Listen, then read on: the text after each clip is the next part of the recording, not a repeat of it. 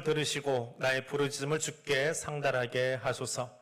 나의 괴로운 날에 주의 얼굴을 내게서 숨기지 마소서. 주의 귀를 내게 기울이사 내가 부르짖는 날에 속히 내게 응답하소서. 내 날이 연기같이 소멸하며 내 뼈가 숯같이 탔음이니이다. 내가 음식 먹기도 잊었으므로 내 마음이 풀같이 시들고 말라버렸사오며 나의 탄식 소리로 말미암아 나의 살이 뼈에 붙었나이다. 나는 광야의 올빼미 같고 황폐한 곳에 부엉이 같이 되었사오며 내가 밤을 새우니 지붕 위에 외로운 참새 같으니이다. 아멘. 모니터 스피커 잘 나오고 있습니다. 방송실 수고하셨습니다. 주중에 교회 전기 검사한다고 전체를 셧다운 시켰다가 키면서 여러 가지로 장비가 지금 데미지를 먹어가지고 1, 2부 때 소리가 좀 안 좋았습니다. 모니터 스피커도 저도 잘 안 들리고 2층에서도 점검하고 했는데 1, 2부 좀 수고해 주셔서 제 자리는 잘 들리고 있습니다. 1, 2층도 혹시 예전하고 다른 거 있으면 이야기해 주시면 좀 수정하도록 하겠습니다. 지금 이 앞자리에서는 지금 소리가 예전과 회복해 놓은 것 같습니다. 1부부터 수고 많이 하셨습니다. 우리 방송실 위해서 박수 한번 보내주세요. 수고하셨습니다. 안 보이지만. 오늘 본문 말씀에 보면 지붕 위에 외로운 참새라는 표현이 있습니다. 그런 마음이 드신 적이 있는지요? 살다 보면 친구도 없이 혼자 지붕 위에 있는 외로운 참새의 마음이 들 때가 있습니다. 그것을 우리는 우울증이라고도 표현합니다. 의지가 약해서 믿음이 없어서 그래 라고 사람들이 이야기하지만 2020년 기준으로 우리나라는 OECD 국가 중에 우울증 발병률 1위입니다. 5년 전인데요. 금년에 어느 일간지에서 의료면을 할애를 해가지고 이 우울증에 대한 걸 써놨어요. 그런데 국민의 90%가 우울증을 겪고 있다. 금년은 특별히 더 그런 것 같아요. 그런데 참고 넘어간다. 왜? 내가 우울증 걸린 것 같아. 나 우울해라고 말하면 취업에 불이익이 있고 또 우울증에 대한 오해가 많기 때문에 주변 사람들이 제 정신병 걸렸어라고 치부해버리는 그런 세상에 살다 보니까 우울해도 밖으로 말하지 못하는, 사실은 90%가 우울증을 이미 경험하고 있는데 그런데 말하지 못하는 세상에 살고 있더라. 그리스도인은 우울증 안 걸립니까? 이미 앞서 90%가 걸린다고 했는데 그리스도는 안 걸려요? 여러분은 안 걸려보셨습니까? 표현 못하잖아요. 괜히 하면 옆에서 이상한 사람 쳐다볼까 봐. 이게 한국 사람들이 이상한 정서예요. 그래서 누구나 경험할 수 있는 건데 예수 믿어도 우울증 걸리지요? 그래도 대답 못해요. 다 걸립니다. 목회자도 걸리고요. 성경 속의 믿음의 거장들도 걸립니다. 성경은 그 우울증 걸린 사람들의 이야기가 참 많이 있습니다. 오늘 우리는 그 중에 믿음의 거장이라고 하는 엘리야를 통해서 하나님이 어떻게 그들을 대하시는지 보려고 합니다. 그러면 엘리야 하면 어떤 모습이 떠오르시나요? 죽지 않고 천국 올라간 사람, 기도하니까 비가 오고 안 오고 하는 기도의 사람, 갈멜산에서 영적 전투 벌인 사람, 대단한 사람으로 기억을 하지요. 그런데 야고보 사도는, 유대인이면서 사도가 되었던 야고보 사도는 그의 서신에서 이렇게 말합니다. 엘리야는 우리와 성정이 같은 사람이다. 세번역에서는 우리와 본성이 같은 사람이다. 공동번역에서는 우리와 같은 인간이다. 공동번역이 훨씬 더 그냥 평범한 우리 언어로 써놓은 것 같아요. 우리와 똑같은 인간이야. 그렇게 번역을 해놨습니다. 불마차 탄 사람, 멋진 기도의 사람, 갈멜산의 영웅이지만 그도 결국은 우리와 똑같은 인간이다 라고 성경은 말합니다. 우리와 성정이 같다, 똑같다라고 하는 이 말은 엘리야의 어떤 모습을 보고 이야기를 하는 걸까요? 불마차 타고 기도함으로 비를 오고 안 오게 할 수 있는 것이라면 나와 같은 부류의 사람이라고 말할 수 있을까요? 5만 번 기도 응답받은 조지 뮬러 목사님이라면 모를까? 나는 좀 라는 생각을 할지 모르겠습니다. 엘리야가 누굽니까? 엘리야는 열왕기상 17장에 등장합니다. 이스라엘 사람들은 성이 없고 이름이 있습니다. 그러다 보니까 이름만 가지고는 구분이 안 돼요. 예수, 얼마나 많은지 모릅니다. 너도 나도 예수예요. 그래서 우리가 믿는 예수를 어떻게 표현해요? 나사렛의 예수. 또 그 사람이 하도 나사렛에 또 예수가 많으니까 어떻게 해요? 족보를 씁니다. 족보가 나오는 이유는 거기 있어요. 아버지, 할아버지, 증조부, 고조부까지 이름이 똑같을 수는 없거든요. 그래서 누구의 고손, 증손, 손자, 아들 이렇게 표현하는 이유가 이름이 워낙에 똑같아서 그래요. 그런데 엘리야는 앞뒤 없이 불쑥 길르앗에 우거하는 사람 중에 디셉 사람 엘리야라고 말하면서 등장합니다. 그리고 또 뜬금없이 17장 1절에서 여호와의 말씀에 수년 동안 이 땅에 비가 이슬도 없을 것이다 라고 말합니다. 그것을 아합에게 이야기해요. 뜬금없이 등장해서 뜬금없이 당대 최고의 통치권자에게 가서 비 안 온답니다 라고 말할 수 있는 성품의 소유자. 여러분 그렇게 할 수 있습니까? 오늘 뭐가 마음에 안 드는 게 있어서 용산에 가가지고 대통령 나와봐, 나 할 말이 있어. 말할 수 있는 분. 이런 성품의 소유자는요, MBTI로 3%밖에 안 된답니다. 우리나라에는 극히 또 어떠합니다. 이런 성품의 소유자가 우리나라에 별로 없대요. 정말 전 세계적으로 손가락에 꼽는답니다. 엘리야가 그런 부류의 사람이랍니다. 이후에 하나님의 엘리야를 아합에게 비 안 온다라고 얘기해놓고 시돈의 사르밧에 있는 홀로 된 여인에게 보냅니다. 왜 시돈으로 보냈을까요? 하고 많은 땅 중에 시돈은 당대 왕후의 친정이에요. 고향이에요. 이세벨의 고향이 시돈입니다. 거기가 있으라는 거예요. 거기서 기적을 펼치라는 거예요. 거기서 말씀 전하라고 하는 거예요. 왜요? 이세벨을 계속 의식하고 있는 거예요. 거기서 오늘 먹을 양식만 남은 여인에게 나도 좀 먹게 해달라라고 말합니다. 근데 이건 이 엘리야가 말한 것이 아니라 하나님이 시키셔서 그렇게 이야기한 거예요. 그 집에 가서 혼자 된 여인에게 아들하고 이거 먹으면 오늘 양식이 더 없어서 이제 죽을 거야. 근데 그거 먹으라고 그거 달라고 요청을 합니다. 그런데 여인이 그걸 줘요. 그리고 나서 음식이 떨어지지 않습니다. 계속해서 먹어요. 행복하겠지요? 그런데 아이가 죽습니다. 엘리야가 하나님께 기도합니다. 기껏 양식 주고 살려놨는데 뭐 이만저만 기도했겠지요? 하나님은 그 기도를 들으시고 엘리야가 그 아이 위에 자기 몸을 엎어서 기도했더니 아이가 살아납니다. 이게 17장입니다. 3년의 시간이 흐릅니다. 열왕기상 17장과 18장은 3년의 간격이 있습니다. 근데 그 사이에 아무 말도 없어요. 그러다가 3년 만에 여호와의 말씀이 임합니다. 엘리야가 뜬금없이 등장하고 뜬금없이 말하는 것처럼 하나님도 뜬금없이 이야기를 해요. 18장 1절입니다. 가서 아합 만나라. 내가 땅 위에 비를 내리겠다 라고 말하라는 겁니다. 자, 여호와께서 엘리야에게 어떤 행동을 하라고 그랬어요? 가서 아합 만나라. 아합 만나서 무슨 말 하라고 그랬습니까? 땅 위에 비 내려주겠다. 자, 엘리야가 할 일은 분명하지요. 아합에게 가면 되고 가서 뭐 하라고요? 하나님 말씀하셨는데 비 온대. 그러면 끝나는 거예요. 그것만 하면 되는 거예요. 자, 2절에 가니까 엘리야가 아합을 만나러 갔습니다. 그럼 3절에는 뭐라고 나오면 돼요? 3절에 뭐라고 나오면 돼요? 하나님 말씀에 비 온댄다. 아니면 정정하게 얘기하면 하나님 말씀하시는데 비가 온다고 합니다. 기다리시지요. 뭐 그러면 될 거 아니에요. 그런데 2절까지는 괜찮아요. 3절부터 내용이 달라집니다. 하나님이 시키지도 않았는데 아주 엉뚱한 이야기가 하나 등장을 합니다. 근데 우리는 그 이야기를 너무 잘 알아요. 1절은 모를 수 있어요. 1절은 기억 못하시는 분들이 훨씬 많을 거예요. 근데 2절 이후에 3절부터 40여 절 이르는 이 긴 구절은 우리가 다 알아요. 얼마나 많이 묵상하고 유년주일학교부터 배우는지 모릅니다. 어떤 이야기요? 갈멜산에서 바알 선지자 450명, 아세라 선지자 400명 모아놓고 참 하나님이 누구신지 밝히는 영적 전투가 벌어집니다. 하나님이 시키셨나요? 하나님 뭘 시키셨어요? 내가 비 내려주겠다라고 말하라고. 그런데 엘리야는 어떻게 합니까?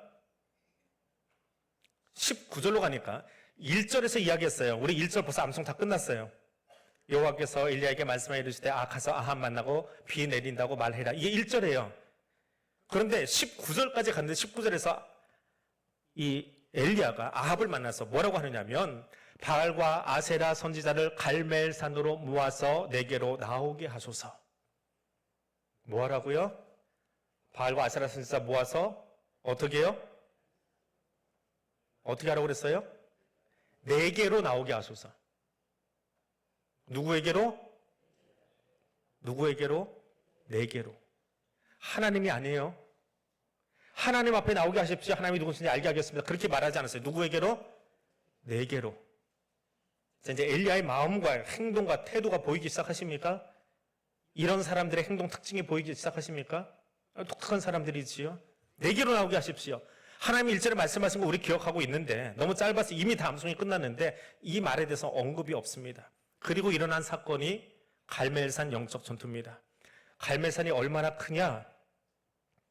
이스라엘 전쟁만 아니면 내년에 청년부 데리고 이스라엘 가려고 교육자들하고는 이야기하는데 이 전쟁이 안 끝나네요. 후년쯤 가야 될 것 같은 느낌이 드는데 갈멜산 가보니까 어느 정도냐? 검단산, 우리 제일 가까운 검단산 뾰족한데 낮아요, 그보다. 그리고 위가 좀 평평합니다. 거기에 그 엘리야의 동상이 하나 서 있어요. 막 이렇게 춤추는 칼을 들고 있습니다. 성령의 검을 들었다, 말씀의 검을 들었다. 그래서 그렇게 세워놓긴 했어요.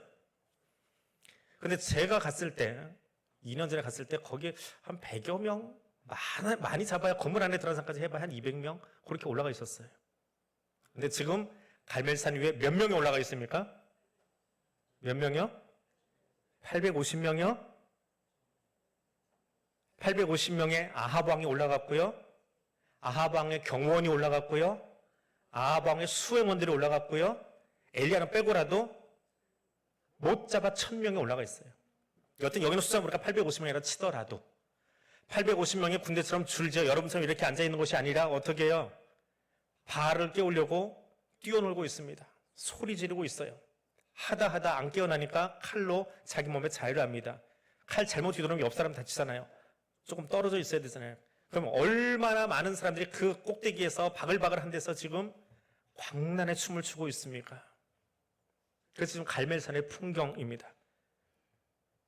근데 그 결론이 어떻게 됐습니까? 여호와의 불이 내려서 엘리야가 준비했던 번제물과 나무와 돌과 흙과 또랑의 물을 핥았다. 다 말려버리고 다 태워버렸다. 하나님이 참 하나님이시다. 증명했습니다. 그래서 엘리야가 이야기합니다. 41절입니다. 1절 말씀을 읽었는데 41절까지 왔어요 벌써. 41절에서 뭐라고 합니까? 아합에게 올라가서 먹고 마시소서. 뭐라고요? 그 다음에 큰 비 소리가 있나이다. 하나님 저렇게 이야기 안 하셨어요?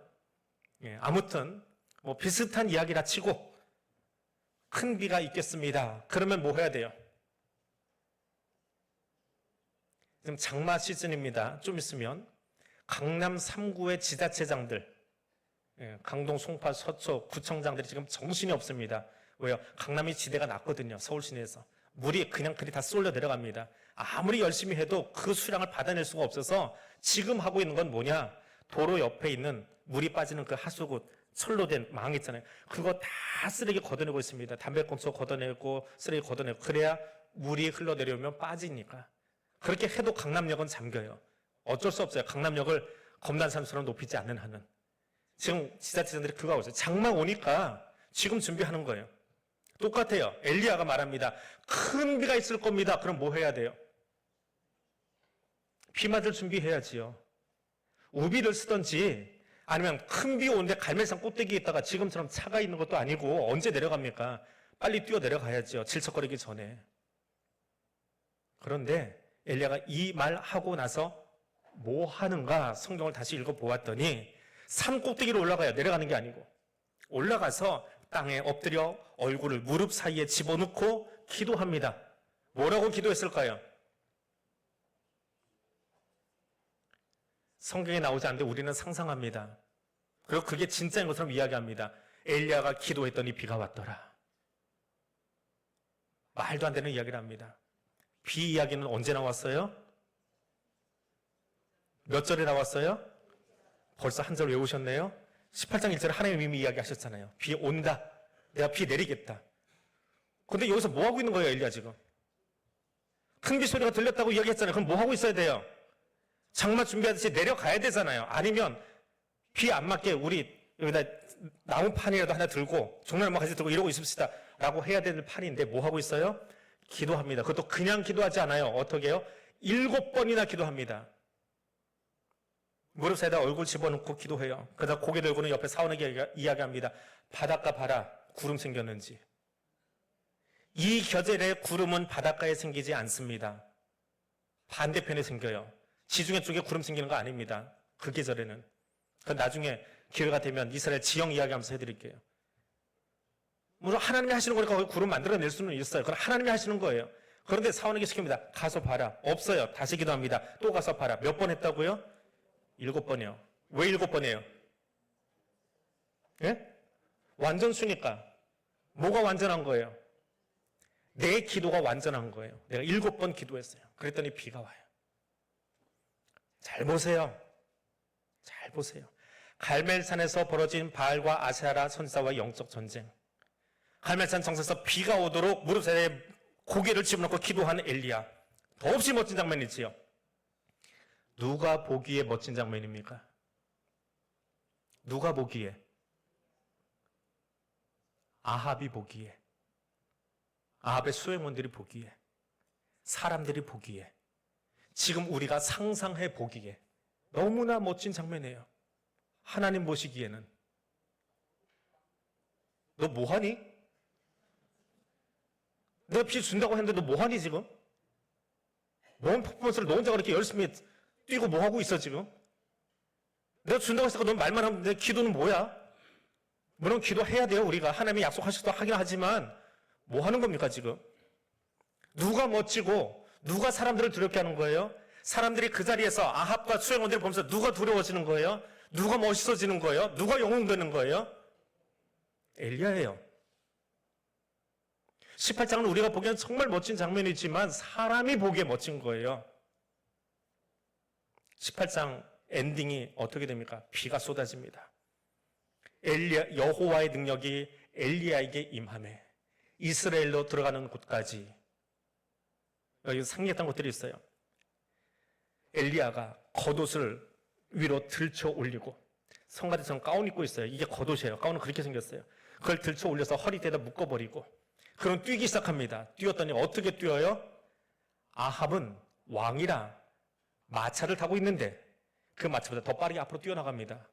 누가 놀랬을까요? 하나님이 놀라셨을까요? 아니요. 하나님은 영을 부어주셨을까 상관없어요. 아합이 말 타고 있다가 마차 타고 가고 있다가 저놈 봐라. 말보다 마차보다 빠르게 뛰어가네. 이 빗길에 저 겉옷 입고 우리 시원찮은데 한번 해보세요. 예배 끝나고 나서 누가 빠른지 가운 입고 그대로 여기다 딱 들쳐면 한번 뛰어보세요. 4층까지 누가 빨리 뛰어 올라가나? 제가 빨리 뛰나? 여러분이 빨리 뛰나? 아합이 오기 얼마나 두렵고 멋있어요? 하나님 보시기에는 거의 참 말하기 그렇지요? 하나님 보시기에는 그냥 그 정도만 표현할게요. 너 뭐하니 지금? 갈멜산에서 기도하는 모습. 그가 기도함으로 비가 오고 안 오고 우리는 그렇게 표현합니다. 아닙니다. 지금 다시 보니까 그럴 필요가 없습니다. 하나님은 엘리야를 어떤 일 하라고 어떤 직분 감당하라고 부르셨어요? 예언자로 부르셨어요.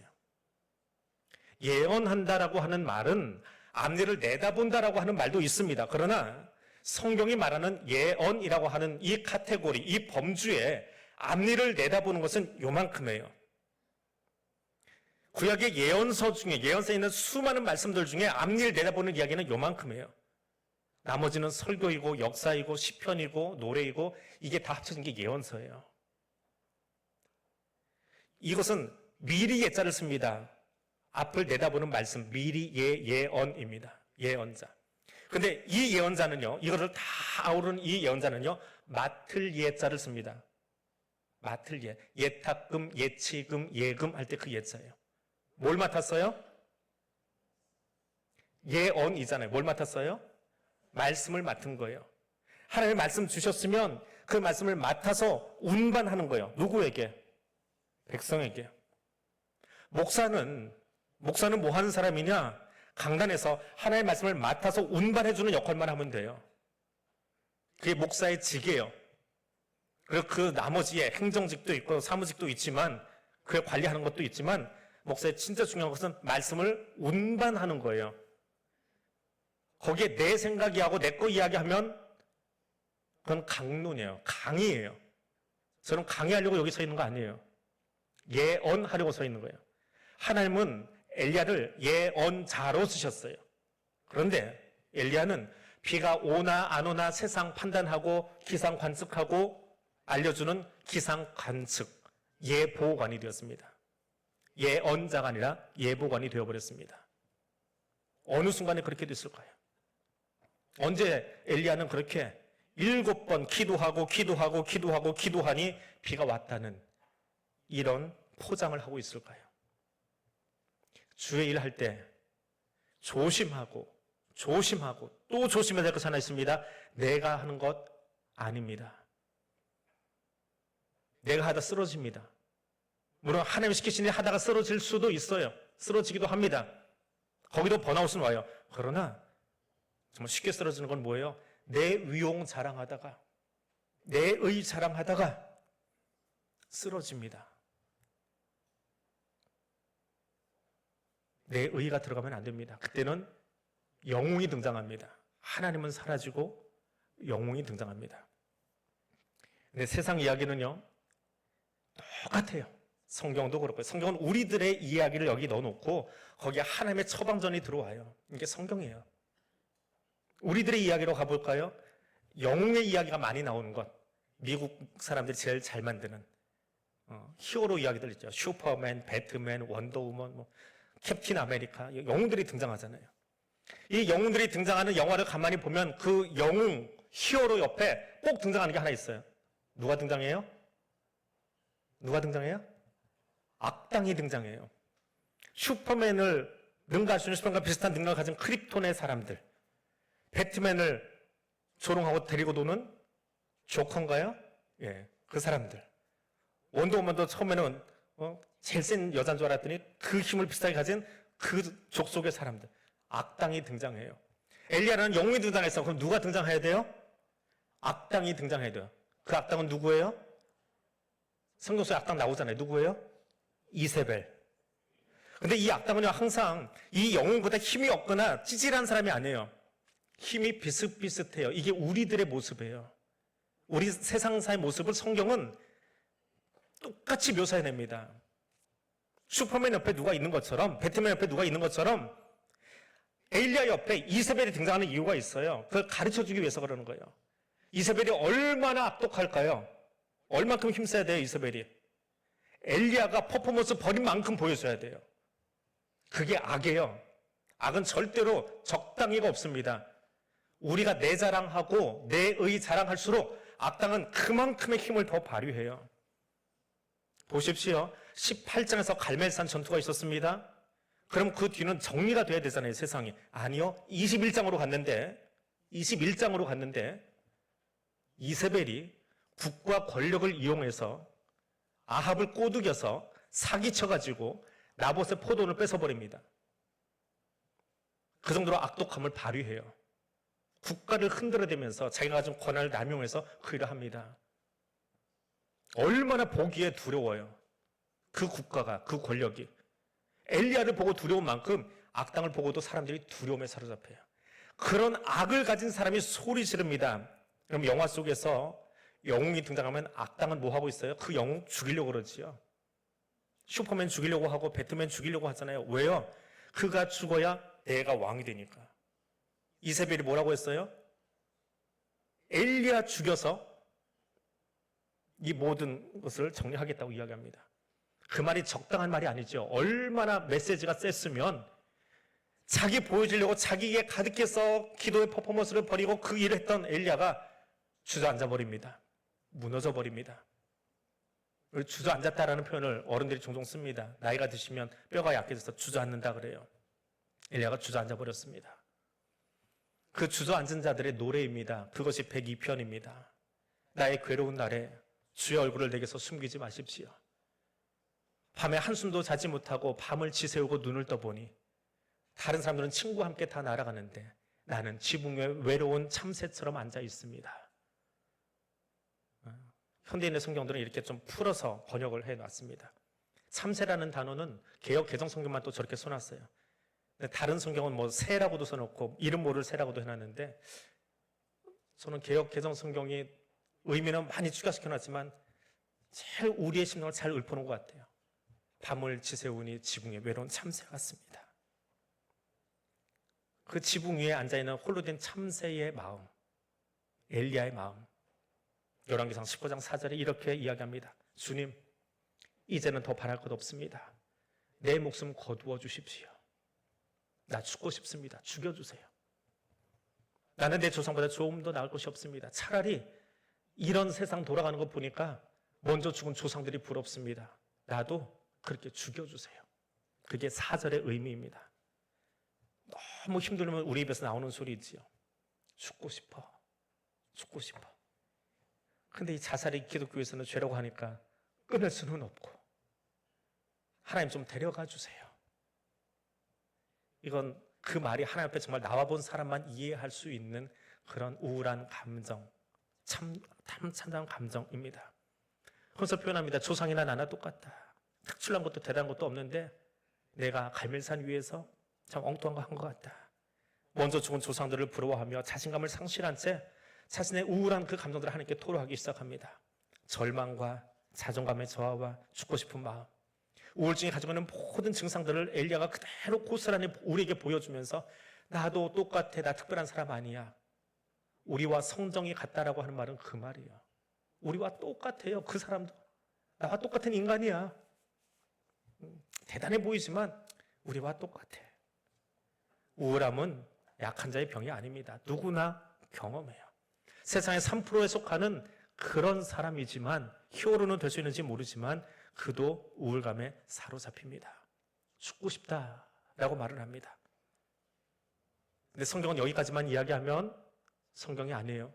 그 뒤에 하나님이 등장하십니다. 하나님이 어떻게 일하시나요? 하나님은 그를 호렙으로 부르십니다. 그리고 그곳에서 그에게 처방전을 하나 주시는데 세미한 음성으로 말씀하십니다.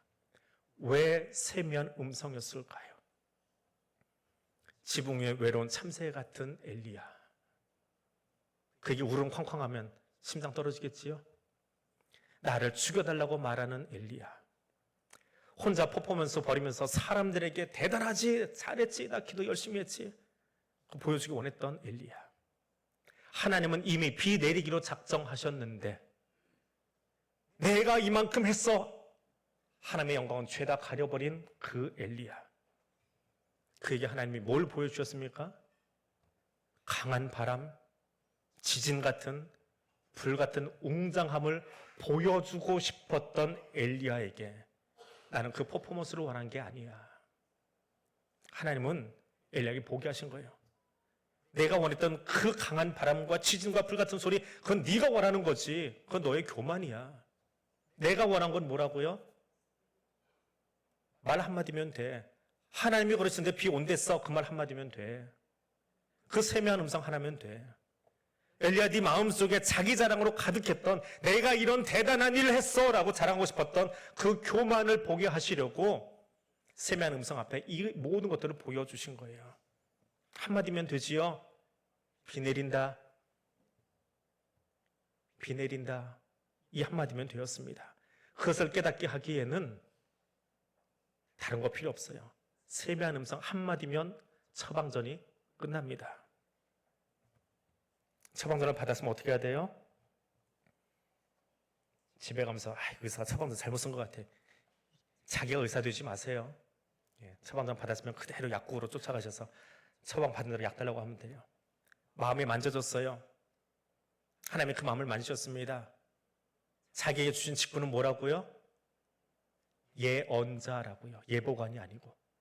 그럼 이제 예언자로 살면 되잖아요. 엘리야가 예언자로 살았나요? 맞아요. 그가 예언자로 삽니다.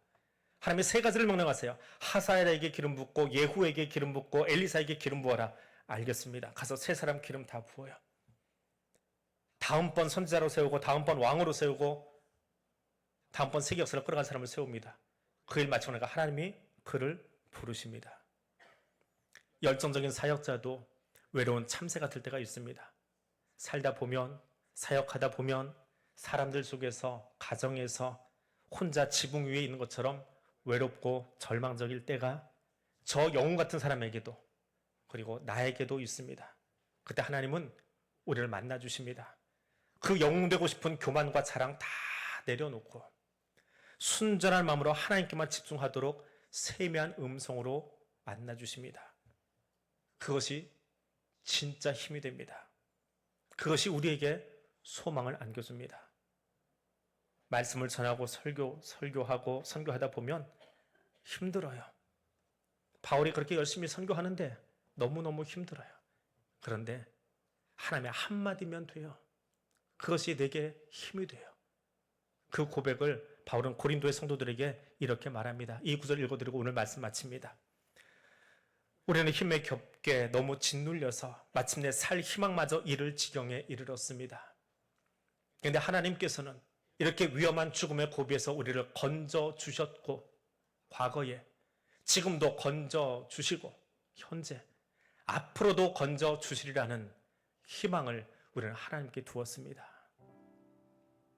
하나님 지금도 그렇게 일하십니다. 과거에도 일하셨고 지금도 일하시지만 앞으로도 우리가 또 외로운 참새 된 그 순간에 내버려두지 않으시고 찾아오실 겁니다. 그것이 내게 소망입니다. 그 소망을 발견하는 것이 이 예배의 자리입니다. 그 하나님께 기도하겠습니다. 다른 사람은 몰라도 내 옆에 있는 사람도 몰라도 내 마음 아시는 하나님 감사합니다. 그리고 지금 여기 찾아오셔서 내게 딱 맞는 처방전 들고 회복의 은혜를 베풀어 주시는 하나님 너무 감사합니다. 하나님 그 처방전 가지고 그 회복의 은혜를 가지고 오직 하나님 영광 드러내는 그 삶 살아가겠습니다. 결단하면 우리의 고백을 담아서 우리 한 2분 정도 통성으로 함께 기도하겠습니다. 사랑의 하나님 감사합니다. 우리는 늘 엘리야가 그랬던 것처럼 시편 기자가 그랬던 것처럼 고난 가운데 우리의 마음이 상하여 근심으로 하나님 앞에 엎드려서 하나님 내가 밤을 새우고 지붕에 외로운 참새처럼 앉아 있습니다. 그때에 그 외로운 자리에 우리를 찾아오셔서 그 마음 알아주시고 그 마음 안아주시고 그 마음 위로해 주시고 그 마음 쓰다듬어 주시는 그 은혜 하나님을 만납니다. 그리고 나에게 가장 적당한 나에게 딱 맞는 처방전을 가지고 오셔서 회복의 은혜를 베풀어 주시는 놀라우신 하나님 감사합니다. 그 하나님 만나기를 원합니다. 그리고 이제 나를 드러내고 내 자랑하고 내 영광 드러내려 했던 그 못난 모습들 주의 십자가 앞에 다 내놓고 오직 하나님의 영광만 드러내기 원하여 내 삶이 쓰이기를 원합니다. 나를 부르신 그곳에서 나를 세우신 그곳에서 주님이 원하시는 그 모습으로 살아가기를 원합니다. 이 고백을 주님께 올려드리며 이제 우리가 맡기신 삶의 자리로 나아가려고 합니다. 그곳에서 하나님이 가장 기뻐하시는 그 자리에 서서 하나님 회복시켜주시는 그 힘을 가지고 우리에게 맡겨진 삶의 자리를 감당해낼 수 있는 그리스도의 사람들 될 수 있도록 성령님 여기 오늘 우리와 함께하여 주옵소서.